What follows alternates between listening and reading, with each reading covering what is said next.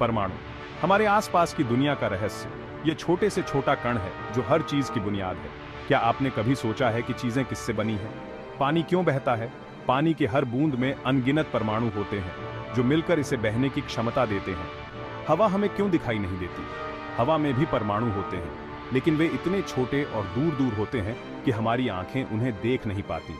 इन सब सवालों का जवाब छिपा है परमाणु में। वैज्ञानिकों ने वर्षों की मेहनत से परमाणु के रहस्यों को उजागर किया है। परमाणु किसी भी चीज का सबसे छोटा अंश होता है। ये इतना छोटा होता है कि इसे देखने के लिए हमें विशेष उपकरणों की आवश्यकता होती है। ये इतना छोटा होता है कि हम इसे अपनी आंखों से नहीं देख सकते, लेकिन वैज्ञानिक उपकरणों की मदद से हम इसे देख सकते हैं और इसके बारे में जान सकते हैं। लेकिन यही हमारे आसपास की हर चीज का आधार है। हर वस्तु, चाहे वह जीवित हो या निर्जीव, परमाणुओं से बनी होती है। यह ब्रह्मांड, तारे, ग्रह, पेड़, पानी और हम खुद भी सब परमाणुओं से मिलकर बने हैं। हर चीज में परमाणु होते हैं जो इसे एक विशेष रूप और गुण देते हैं। परमाणु कैसे बना है, यह समझकर हम अपने आसपास की दुनिया को बेहतर ढंग से समझ सकते हैं। परमाणु के अंदर प्रोटॉन, न्यूट्रॉन और इलेक्ट्रॉन होते हैं जो इसे स्थिरता और गुण देते हैं। तो आइए इस अद्भुत दुनिया में झांकते हैं और परमाणु के बारे में और जानते हैं। यह यात्रा हमें हमारे अस्तित्व और ब्रह्मांड के रहस्यों को समझने में मदद करेगी। परमाणु का दिल नाभिक। जिस तरह हमारे सौर मंडल में सूर्य केंद्र में होता है, उसी तरह परमाणु के केंद्र में होता है नाभिक। यह नाभिक परमाणु का सबसे महत्वपूर्ण हिस्सा है जो पूरे परमाणु की संरचना और गुणों को निर्धारित करता है।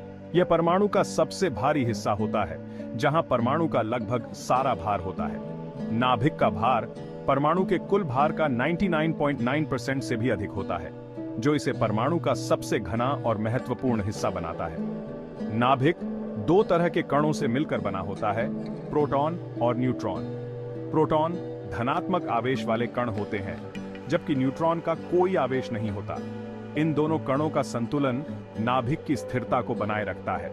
ये प्रोटॉन और न्यूट्रॉन एक बहुत ही शक्तिशाली बल द्वारा एक साथ बंधे होते हैं, जिसे हम मजबूत नाभिकीय बल कहते हैं। यह बल इतना शक्तिशाली होता है कि यह प्रोटॉन और न्यूट्रॉन को नाभिक के भीतर मजबूती से बांधे रखता है, जिससे नाभिक की संरचना स्थिर रहती है।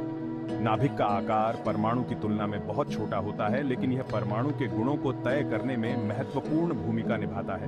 नाभिक के भीतर प्रोटॉन की संख्या परमाणु के तत्व को निर्धारित करती है, जबकि न्यूट्रॉन की संख्या उस तत्व के समस्थानिकों को निर्धारित करती है।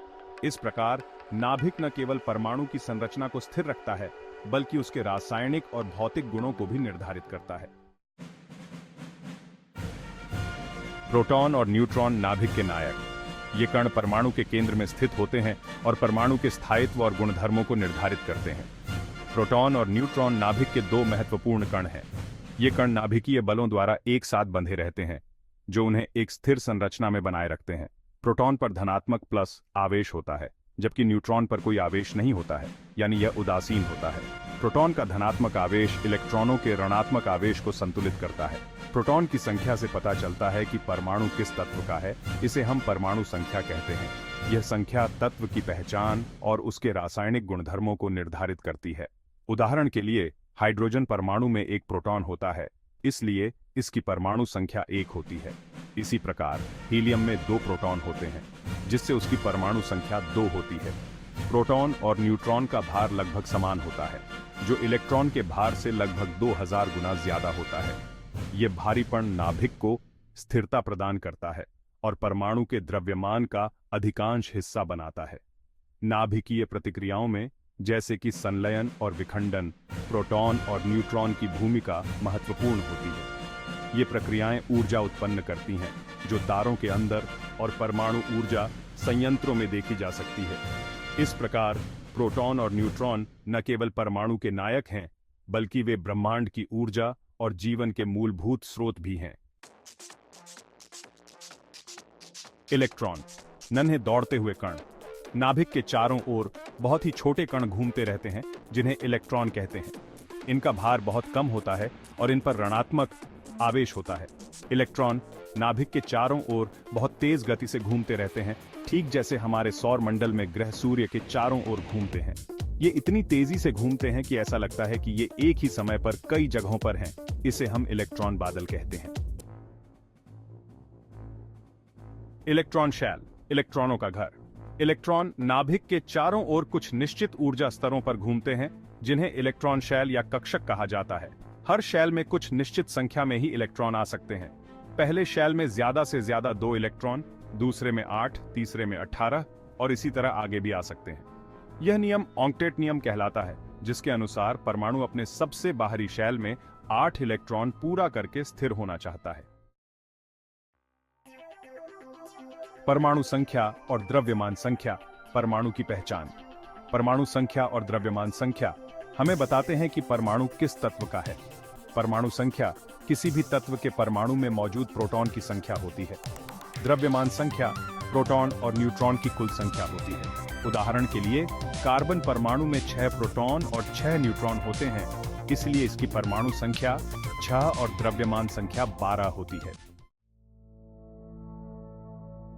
आइसोटॉप एक ही तत्व के भिन्न रूप। कभी कभी एक ही तत्व के परमाणुओं में न्यूट्रॉन की संख्या अलग अलग हो सकती है, इन्हें आइसोटॉप कहा जाता है। आइसोटॉप के रासायनिक गुण समान होते हैं, लेकिन उनके भौतिक गुण अलग अलग हो सकते हैं।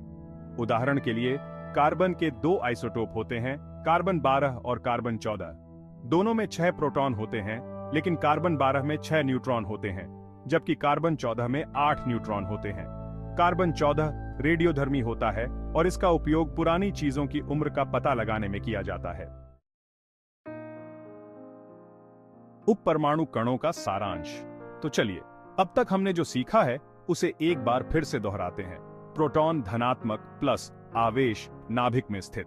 न्यूट्रॉन कोई आवेश नहीं, नाभिक में स्थित। इलेक्ट्रॉन ऋणात्मक आवेश नाभिक के चारों ओर घूमते हैं। परमाणु संरचना का महत्व। परमाणु कैसे बना है यह समझकर हम यह समझ सकते हैं कि चीजें किस तरह से काम करती हैं। रासायनिक प्रतिक्रियाओं में परमाणु किस प्रकार व्यवहार करते हैं, यह जानने के लिए यह बहुत जरूरी है। इसके अलावा परमाणु ऊर्जा, दवाइयां बनाने और कई अलग अलग तकनीकी क्षेत्रों में इसका उपयोग होता है। अन्वेषण जारी है। परमाणु के बारे में हमारी समझ लगातार बढ़ रही है। वैज्ञानिक लगातार नई खोजें कर रहे हैं और परमाणु के बारे में और भी गहराई से जानने की कोशिश कर रहे हैं। कौन जानता है, हो सकता है कि भविष्य में हमें परमाणु के बारे में और भी रोमांचक जानकारी मिले।